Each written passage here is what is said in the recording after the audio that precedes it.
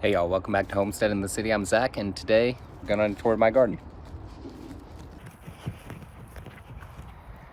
Alright, I'm actually going to start up here at the patio today. I've got my earth boxes and an old fire pit that I converted and filled with compost and soil. And in all of these, we've got a ton of garlic that we're growing this year. Gonna try to make some black garlic and start getting just selecting a lot that is going to be growing well here, and so looking forward to that. And our patio pond is drained right now. I've got to make a few repairs to some of the cracks. There were leaks in it, and all the fish had died in it anyway, so I'm going to leave that project for another time. All right, here in the chicken run, we've got our compost area where we throw a lot of food scraps in here that they eat on, and they've also got grain or pellets in this old trash can that I just put some little feeding tubes in so that they can get in there and get their food. So I can put a ton of food in here at once and not worry about having to refill that very often. And then they don't even eat that a ton because they have access to so many bugs and stuff back here, and the food scraps that we give them. And so another thing about the chickens is they love to sleep in this tree up here rather than in the coop that I built for them. So they poop down here, and then I throw charcoal from the fire onto this, and then we rake all of that up into our compost as well. And then so we'll take that and we'll turn it over a few times, let that pile up, and when I'm ready to use it in the garden, I will take this sifter that I made with just a wooden frame with some hardware cloth, and I will sift out this compost into a bucket, and then we can use it elsewhere in the garden. And then back here we've got our chicken run tunnel, the chunnel, keep forgetting. This is where we have purposefully bent over the cherry laurels over the past couple of years, and then also on the other side of this metal fencing, you can see we've done some wattle fencing from branches that we've trimmed elsewhere in the yard. And so I really love this cherry laurel for this purpose. It's an evergreen, it's native to our area. The chickens don't eat the cherries, but the native birds do. And so we like for them to come in here. It's quick growing, and then it's now an anti-fragile system for protection, because as we have bent these branches over, the new growth then goes vertical. Then every time I or the power company, because we're right under the power lines, anytime someone trims up in the canopy, that is just going to spur new growth out of that spot. So it's only going to get more dense overhead with more trimming. So the chicken run is at the back of the yard, and then we have our food forest area. So you can see some more of that cherry laurel that we've got all over the place. This stuff I trimmed down to right at this level. You can see when we moved in going on 3 years ago, and it's put off all of this new growth. And so what we can do now is trim these new branches that have grown up, and that's what we have used in this wattle fencing that protects the chicken run from this area. And then in here we have a whole bunch of stuff, like we've got our loquat, we've got plums, that is yet another cherry laurel. We've got a strawberry bush right there. We've got more cherry laurel. I think this is some bronze fennel that's been holding strong for a few years. Elderberry. Over here is our American persimmon. And this is my red mulberry that I've trimmed back. And actually, this is going to be one of the ones that we might be selling cuttings from, but we'll talk more about that later. Over here is one of my chestnuts. I believe this is my Chinese chestnut. And over here, my hybridized American chestnut. So we're gonna see if we can get those going. Hopefully in a few years, be roasting some chestnuts to enjoy for Christmas, and eventually growing more chestnut trees from seeds. So the food forest is a little less managed of an area, and then in the center of the yard we have our orchard, and it's going to be more managed. It's hard to tell right now. It's January. It's mostly dead, but we have 7 different rows here planted with different trees and bushes. Row number 1 doesn't really have much right now. It had a blueberry bush and Percy killed it. Row number 2 has what might be doing the best in all of this orchard right now. This is our quarter-acre orange tree. And this guy, we've gone through several freezes already, and I haven't done any protection on this, and it's still going strong. We've got a peach tree here that's doing well. Another citrus, our Satsuma mandarin. Ooh, got some big thorns on that guy. And yeah, we live right under the flight path. Cool thing about that is once I was waiting for my wife to get home from a trip, and I was sitting on the patio, literally saw her plane fly over me, went to the airport and picked her up. All right, and we've got another peach tree here in row 3, along with that Satsuma mandarin and one of our elderberries. And I've noticed our elderberries are holding on to their leaves pretty well this winter. I don't know if I've happened upon a pretty strong strain, or if it's just the microclimate back here. And then back here, this is the biggest fruit tree we've got so far. This is one of our peaches. This is the Belle of Georgia peach, actually. And so I have tried to train these branches kind of down. Those are going to be our main branches. And then this vertical growth or side growth is going to be where we get all of our fruit. So like those buds should, I don't know about those, but at least these should fruit this year. And then so what we'll do is trim off all of this after it's fruited, and then this will end up growing thicker like this down here. And so we'll continually do that. We'll have more cuttings that we can sell or give away or create new trees, and so that'll just be one of our projects coming up. So 5, we have our bananas mostly in here. I like them here because where Percy digs a lot, he throws a ton of those wood chips downhill, and we had a problem. I mentioned he killed the blueberry that was over there. He also killed a few trees that were in this row because he was just piling up that mulch around their trunks, and it was girdling them. But now with rather than try to change him from digging here, we just changed the plants that were in the front line of that. So the bananas can take that mounding up really well. They actually like it. And it also looks cool. Just sitting on the patio, looking out and seeing in the summer, a ton of banana trees out in here.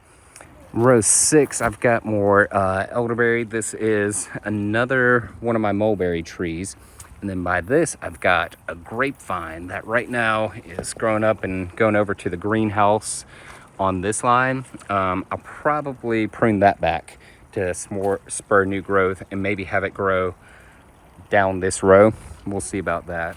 Down here, this is some of my saffron that I've been growing. I did not have much luck with the flowers on it this year, but I think what I'll do is transfer or transplant it away from back here where Percy runs around and chases the squirrels a lot, and I'll put it up front in another bed, so hopefully next year it'll be less disturbed. Then we've got our Methley plum in the center here, and then over at the end got my Arkansas black apple. and get more elderberry. And one of the things too that we can see a tiny bit of in these rows, oh man, I actually have to go back over here, is this mustard that was sprouting. Now last year, I think I planted my mustard out a little bit earlier in the fall, so it had time to establish. So last winter we had mustard and greens that were this high all throughout the winter. This year it's not as green back here, and I think that's why. So this coming fall, I will probably plant out better and do that more. In row 7 in the orchard, we've got 2 of our espalier trees that I'm working on to kind of prune into this 2D fashion. And so that's going to let us trim back, kind of like on the peach tree over there. We will train these branches horizontal, and then there will be new vertical growth, and that's where we'll get fruit. And then we'll keep trimming off that vertical growth, and these horizontal ones will get more established and thicken up. And I'll probably put 2 to 3 levels of horizontal growth coming out of there,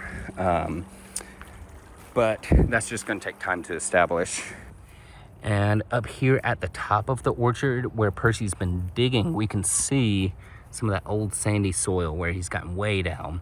And you can just see the night and day difference in this new soil that's breaking down from all these wood chips. And one of the things we do too is I will tidy it up and use a rake and just rake it all downhill. And the wood chips keep breaking down, and so eventually the most broken down stuff kind of ends up around here. Then what I can do is I'll dig that up. I'll show you a little bit right here. So you see these wood chips, these white lines growing through it. That's some mycelium, and that's just eating up all these wood chips and turning it into the soil. And so then what I'll do is I'll take this screen and sift it out, and I've used that to fill some of my planters, not these, but in my greenhouse. And I actually did this whole green stalk filled just with that broken down wood chip compost. And so then what I'll do with that is I have my barrel of compost tea, and usually at least 1 coffee mug sitting around here. I can easily water just like that. And so since we're in my greenhouse, take a look around. I've got another citrus tree in here. This is my Meyer lemon. Love to sit in here, read a book, listen to a book, have a cup of coffee, obviously. And I've got some of my planters along here on the west side, where you can see obviously we're getting a lot of sun. And then over here I've got some stuff. This is just a air purifier I run sometimes just to get air moving. I've got, of course, my barrel of water, and all of this acts as more of a heat sink that's going to soak up heat from this heat lamp that I'll use to supplement occasionally when it gets really cold at night.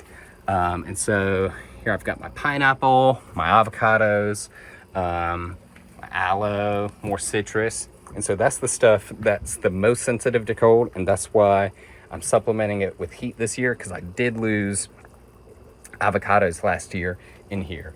And then the advantage of supplementing with heat is I've got these peppers that are thriving there and there, over here even. And so those peppers are going to be going strong come summer. They'll have all that growth from overwintering.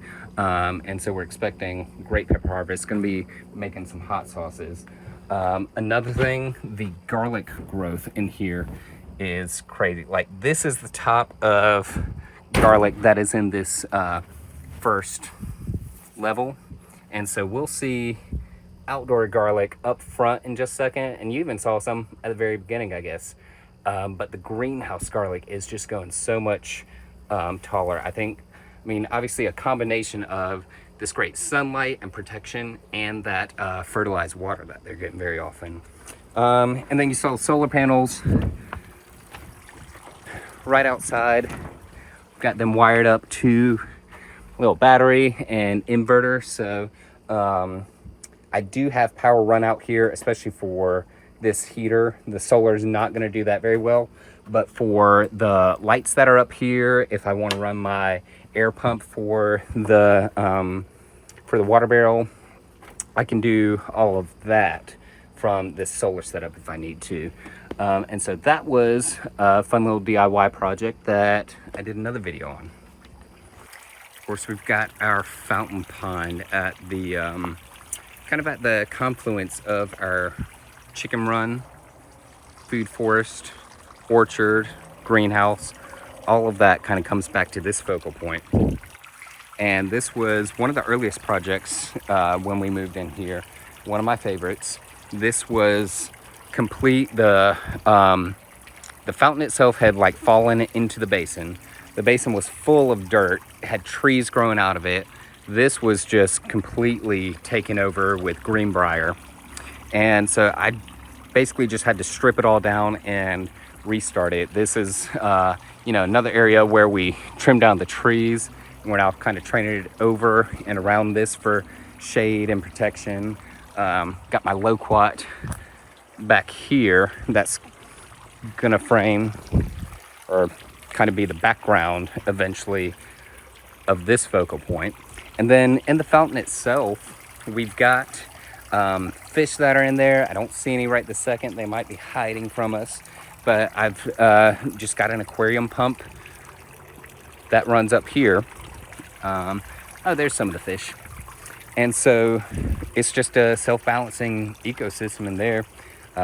Leaves fall in, bugs fall in and stuff. Fish eat that. The plants filter out the fish waste. The fish fertilize the plants, and it's all going pretty strong. It's going to be hard to tell today because it was rainy, but you can usually see when it's dry out here, kind of a ring about this far out where that water has just kind of splattered.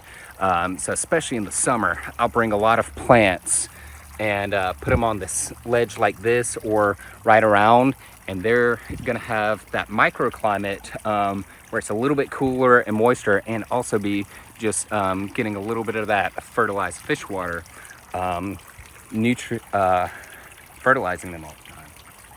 And another thing I've started doing with this now is that well pump that's at the top of the hill, I will use to fill up the fountain. And then I'll take a bucket, like this one here, not sponsored, and just get some water from there to fill my barrels. So then that's already starting with fish fertilized water that is from the well and rainwater. And then I'll add some compost from the chicken run uphill into there and aerate it. And so that's why I love this water. And so figured, why not start using that one? Oh yeah, another thing I didn't mention, we've now got this hooked up so that I can drain this great fertilized water downhill to the front yard. We'll see it in a minute. At the bottom of the hill, we've got another one of our ponds. This one, of course, started with just a digging pit where Percy loved to dig, and so we ended up lining it, putting a pump in there, and we love it. This is the area you can kind of see here. We're at the bottom of the hill. This used to flood a ton when it rained, but now since we put these terraced beds in, ton of wood chips, plant roots down, this is just a massive sponge. Soaks up all that rainwater, but if any still makes it downhill, it should end up in here. Oh, also right by the pond, I've got some pawpaws that I am growing from seed right here. These are the ones that have hung on the best in the yard, and I think it's partially due to the fact that we are downhill, getting all that nutrient water, and this is going to be, you know, the dampest part of the yard, theoretically. So that's going to be like their natural habitat near riverbanks getting that rich water. So not surprised that this is the place where it took off the most. It looks like we got some more of our saffron right here too. All right, now coming down the side yard, we're starting to get it a little bit more cleaned up and defined, putting in this winding path so that as these plants fill in, they will just kind of fill in and I don't know, create more of a privacy hedge that we have to wind through. This is another one of my Meyer lemons. I'm gonna try to get it to grow up the side of the house in an espalier method. And then got my key lime over here. And then up at the top, got one of my favorite elderberries too. This guy we planted right when we moved in. And now it's another one of those that's still holding on to its leaves. But yeah, you can see right now, kind of just using that garden hose and loose bricks to mark out where this winding path is going to be. And at the bottom of the hill, of course, we've got our lovely muscadine vine that is all dead right now, but may end up pruning this back too, and so that we get a really thick main vine here, and then the new growth, of course, we grow up this wall. All right, and that brings us to the front yard. Right at the entrance here, I've got a loblolly pine that we got at our Arbor Day event, and so that's going to be like one of these big guys back here eventually that I love. Over to the left, right by the steps to our front door, we've got our memorial garden. Doesn't look like a ton right now, but we do have a lot of bulbs and things. There's some more of that saffron. But then the focal point of that is this fig tree.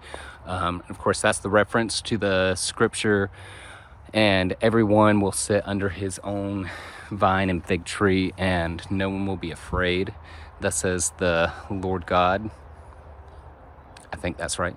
But we wanted, this was actually a tree planted on the day that a family member passed away, and so we are just growing this out to be a memorial to him, and kind of for all family members and loved ones, and to be an intentionally peaceful place that's not necessarily all food, but going to be some pretty flowers and stuff. All right, and then we're just outside of the memorial garden area. I've got my raised beds. Now this is another area where I had put a lot of starts in here. I thought that we were going to have stuff going more through the winter, but I didn't quite get them established in time, so a lot of stuff died back. But we did get some garlic popping up in here. So not all is lost, and we'll bring in some more greens and stuff, but this is the area. These were pallet beds at first, and so I did the first 2 years mostly just building soil in here, and then we just lifted off those pallet. There's another one. So we just lifted those pallets off of here. There was a mound of pretty decent soil already in here, and then we put the metal beds over that and then filled it in with more compost. But by doing that, we avoided having to do the Hugelculture method where you put logs down at the bottom, but we also didn't have to pay for all of that soil that was that is in here. A lot of it we just made on site. It just took us time because some of that was actually these pathways, and right now I've got a fresh layer of mulch on them for the winter, but over the course of this year this will break down. I'll also, as we kind of trim and prune things in these beds, we'll just drop it here, and then we'll mix it in with a pitchfork, and then this will become the compost that is used to mulch these beds next winter. And so I got that idea from Hugh Richards in Wales, and so that's worked out well. We actually had a lot of compost in the pathways. That was part of what we filled the beds with, and so that was a really cool method. And so I mentioned the fresh wood chips that are around this. Those come from our purpose-built mulch delivery driveway.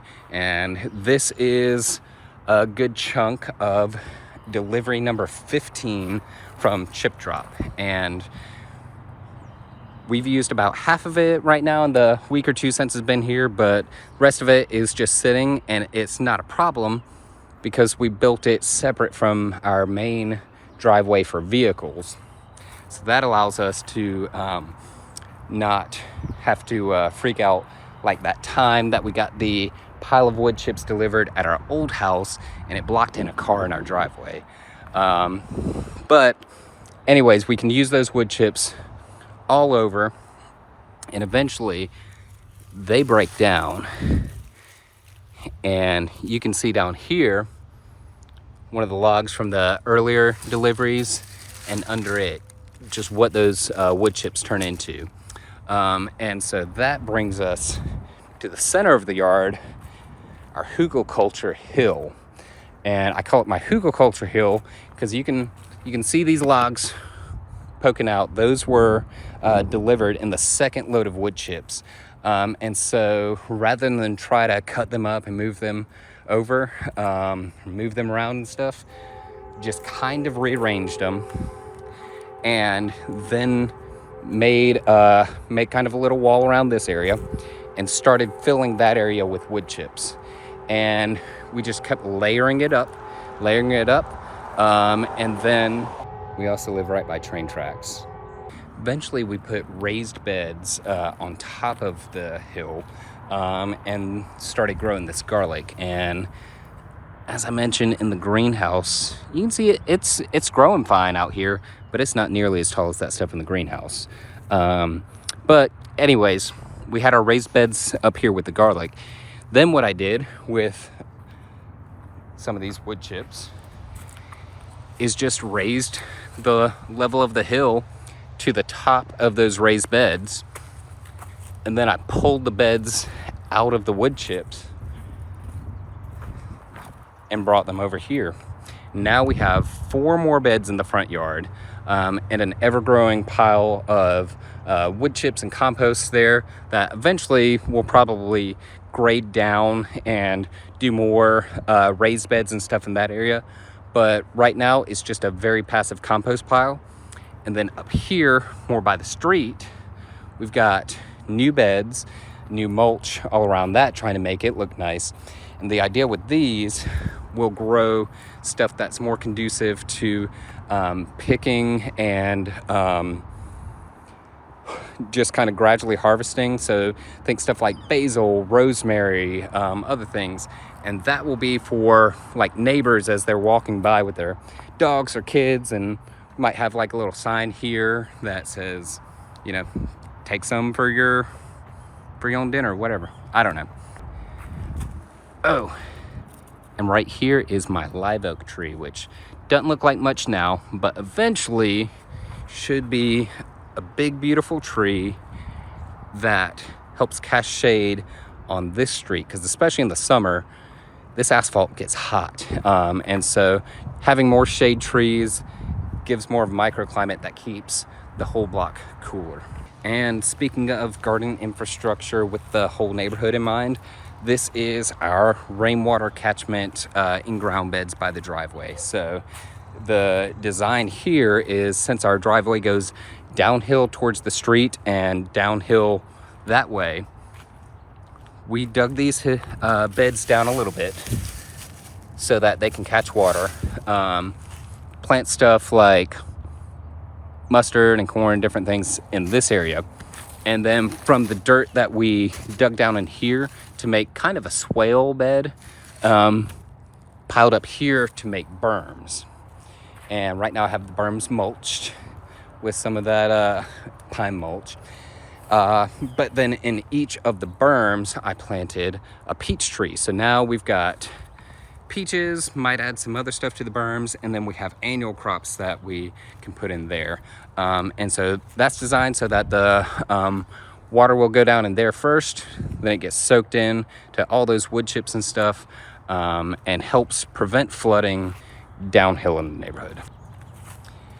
And nothing much to share over here. You can see though, with everything dead, how this wattle fencing was built with just more trimmings that we had around the garden. We have a little bit of stuff that's kind of evergreen growing throughout it.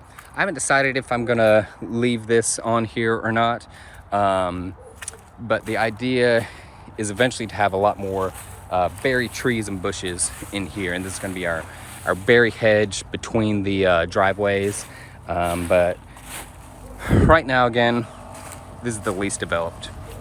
That's it for the garden tour. Happy New Year, everyone, I guess, 2025. This year, I'm gonna try to be putting out more content in between the monthly garden tours. Different things. Let me know feedback on what you'd like to learn. I'm thinking like seeds I'm starting, and then also a mix of kind of skills that I learned in Boy Scouts that were kind of wilderness survival skills that can double as emergency preparedness skills in a more urban environment. So we saw that a few months ago with Hurricane Helene. A lot of people lost power and stuff. And honestly, like if you, the weather was fine, and as long as you had some good camping skills and equipment, it's easy to cook and do all that. So anyways, more content like that. Let us know what you'd like to learn, and see you in the next video.